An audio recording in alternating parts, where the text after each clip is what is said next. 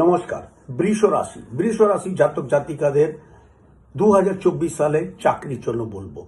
সব থেকে বড় কথা যে হলো 12ই ফেব্রুয়ারিতে শুক্র, যেটা আপনার রাশির লর্ড হলো, সেটা আপনার ভাগ্যের স্থানে চলে আসবে। তা ভাগ্যের স্থানে আপনার প্রবল হয়ে যাবে। তা চাকরি যদি আপনারা চেষ্টা করেন, নিশ্চয়ই আপনারা চাকরি পাবেন। এবং তার সাথে সাথে আপনার ক্যারিয়ারের ঘরের যে লর্ড হলো শনি নিজের ঘরেই বসে আছেন। আপনার খুব ভালো সুযোগ আছে চাকরি পাওয়ার।